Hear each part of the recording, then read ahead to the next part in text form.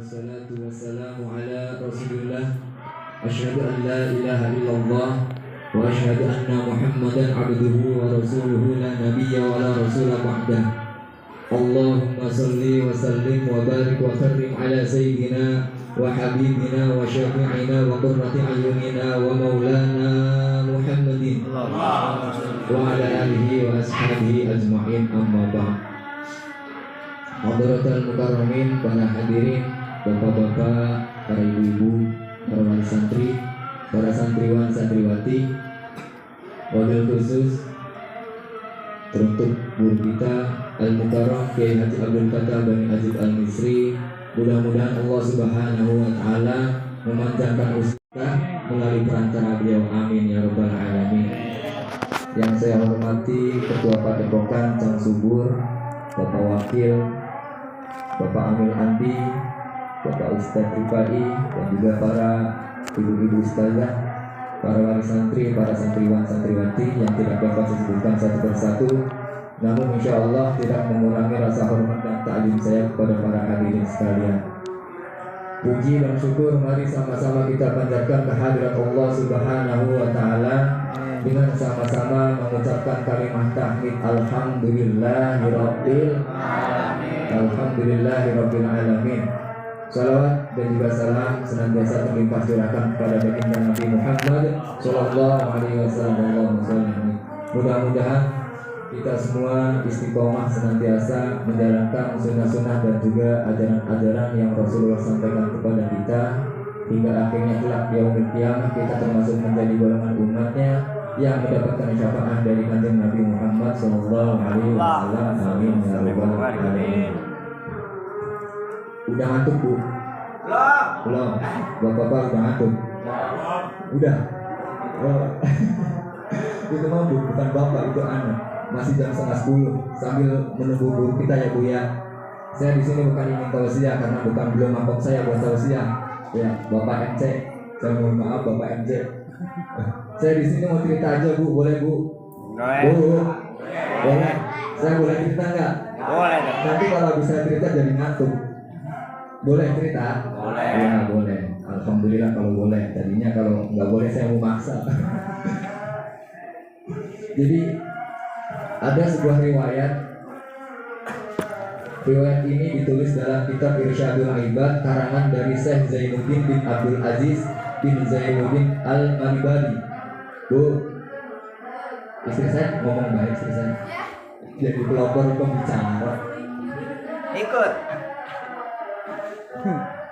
Bu, ya, jadi ada sebuah riwayat diriwayatkan dan atau ditulis di dalam kitab Irsyadul Ibad karangan Syekh Zainuddin bin Abdul Aziz bin Zainuddin Al-Malibari. Diriwayatkan bahwasanya ada seorang ulama, dan pada suatu hari ulama ini, si ulama ikut menguburkan jenazah adik perempuannya. Jadi si ulama ini memiliki adik perempuan, lalu kemudian adik perempuannya ini meninggal, lalu si ulama ikut menguburkan jenazah adiknya. Bu, paham Bu? Sampai situ takutnya saya ngomong nggak paham. Enggak. Kalau paham udahan. Ya.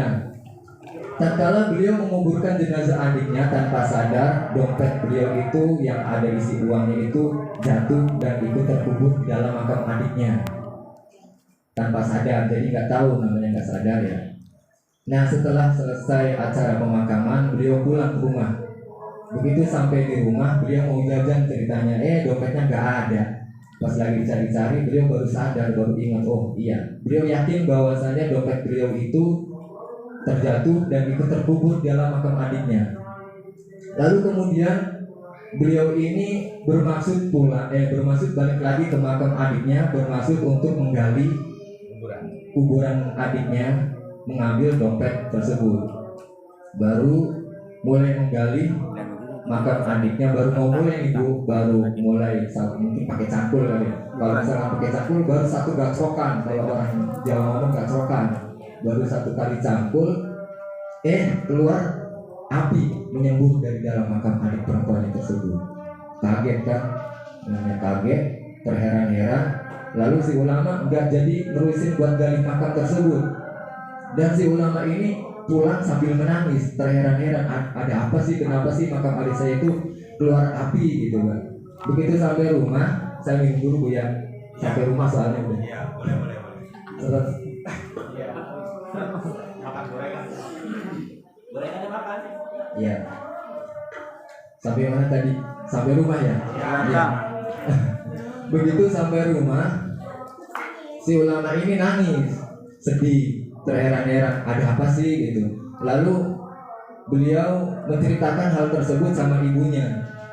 Wahai ibu, saya tadi begini cerita deh. Itu kejadian pas lagi di makam sama ibunya. Sambil nangis. Memangnya apa yang adikku perbuat selama masa hidupnya? Kenapa sampai ada kejadian tersebut? Nah, si ibu yang mendengar cerita tersebut, si ibu pun menangis, ikut menangis sambil menjawab, wahai anakku, ketahuilah bahwasanya adik perempuanmu itu selama hidupnya dia sering menunda-nunda waktu sholat dan juga mengulur-ulur sholatnya, menyepelekan sholatnya. Itulah sedikit kisah, sedikit riwayat yang bisa kita ambil ibrah, kita bisa ambil pelajarannya. Bahwasanya orang yang menunda-nunda waktu sholatnya, menyepelekan sholatnya itu begitu. Bagaimana untuk kita yang Nggak sholat. mohon maaf, yang kadang sholatnya bolong-bolong, nggak tahunya siapa, tapi mungkin insya Allah Asyikom enggak begitu ya? Enggak begitu Pak ya? Enggak sedikit. Iya, begitu. Jadi orang yang menunda-nunda waktu sholatnya aja begitu. Bagaimana untuk orang yang bahkan sama sekali tidak sholat? Naudzubillah ya. Naudzubillah min dzalik. Wallahu a'lam bishawab. Padahal sudah jelas Allah Subhanahu wa taala memerintahkan banyak di surat-surat Al-Qur'an bahwasanya Allah memerintahkan kita untuk sholat. Sholat itu udah diatur waktunya, udah diatur rakaatnya, udah diatur syarat rukunya. Kita tinggal ngejalanin, kita tinggal ngikutin bagaimana yang Rasulullah contohkan kepada kita. Itu nggak susah, tinggal kita ngikutin, nggak bikin sendiri gitu, nggak bikin acara-acara sendiri. Sholatnya di sholat subuh jam 7. Siapa itu? Saya. Sholat subuh jam 7, sholat asar jam 6. Alhamdulillah. Rasulullah Allah Subhanahu wa taala berfirman, "Hafidzus sholawati was sholatal wusta wa qumu lillahi qanitin." Allah memerintahkan kita untuk senantiasa memelihara sholat kita, terutama sholat wusta. Kalau menurut para ulama, sholat wusta itu sholat asar. Dan dirikanlah sholat karena Allah itu dengan khusyuk. Jadi Allah Subhanahu wa taala memerintahkan kita untuk senantiasa memelihara sholat. Namanya dipelihara, Pak Amir kalau misalkan melihara kambing, Pak, itu biar apa? Biar kambingnya gemuk, jadi banyak gitu kan. Begitu juga sholat kita. Kalau misalkan kita sholat, bukan berarti sholat kita jadi banyak, tapi insya Allah kalau misalkan kita benar-benar menjaga sholat kita, insya Allah sholat kita itu senantiasa terjaga, tidak pernah padam. Dan kalau misalkan kita sudah terbiasa sholat-sholat di awal waktu, itu kita kalau misalkan sholat-sholat di akhir-akhir itu kayak ada yang hilang, kayak ada yang kurang gitu. Ya Bu, Pak, pada mau bayar. Iya. Saya jadi nggak enak. Dengerin. Saya jadi malah nggak enak kalau dengerin gitu. Dengerin masa Jadi malu. dengerin Pak Ustaz. Alhamdulillah kalau misalkan dengerin ya, mudah-mudahan ada ilmu yang bermanfaat. Lanjut Bu. Lanjut dikit lagi lah ya. Saya tanggung. Nah Bu, ini soalnya masih sore juga. Alhamdulillah tadi kita mulai lebih awal, jadi insya Allah masih banyak waktu. Kalau misalkan besok kerja kan Sabtu Minggu biasanya libur ya Pak. Iya. Enggak libur lah, kasihan Bu, banyak duitnya, amin. Lanjut. Jadi itu orang yang menunda-nunda waktu sholatnya aja begitu. Bagaimana untuk orang yang tidak melaksanakan sholat atau bolong-bolong sholatnya? Naudzubillah min dzalik. Ibu tahu neraka sakor Bu? Nggak tahu ya, saya juga nggak tahu. Cuman kalau misalkan kita mengutip dari firman Allah Subhanahu wa taala dalam surah Al-Mudaththir, kalau nggak salah ya Bu ya. Nah, insya Allah kalau misalkan ada salah mohon dikoreksi Bu Ustazah, Bapak Ustaz. Dalam surat Al-Mudaththir ayat 27 sampai ayat 30 kalau nggak salah Allah alam.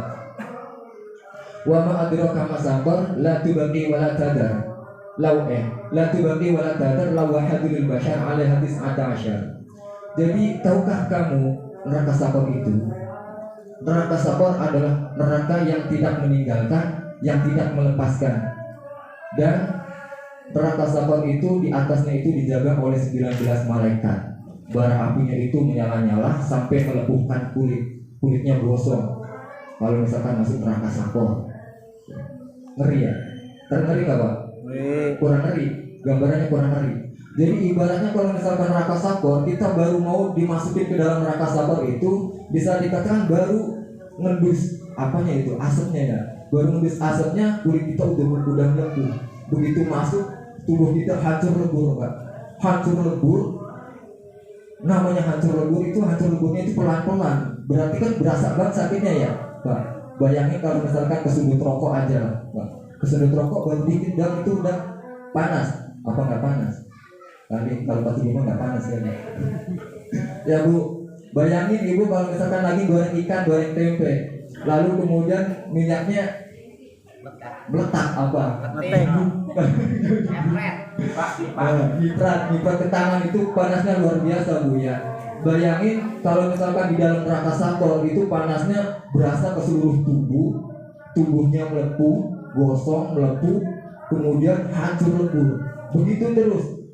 Udah hancur lebur, hidup lagi, hancur lebur lagi, hidup lagi, begitu Pak. Ngeri nggak Pak? Nauzubillah min dzalik. Lalu kemudian ditanyain para penghuni neraka Sakor, kenapa kalian masuk ke dalam neraka Sakor wahai para penghuni neraka Sakor? Lalu mereka pun menjawab, qalu lam naku minal musholin. Mereka menjawab bahwasanya kami itu bukan termasuk golongan orang-orang yang mengerjakan sholat. Gitu Pak. Ya panggilnya gitu. Maka dari itu bapak-bapak hadirin ibu-ibu sekalian, itu mah insya Allah orang-orang di luar kalau santri-santri asifah insya Allah sholatnya mah rajin, sholatnya rajin.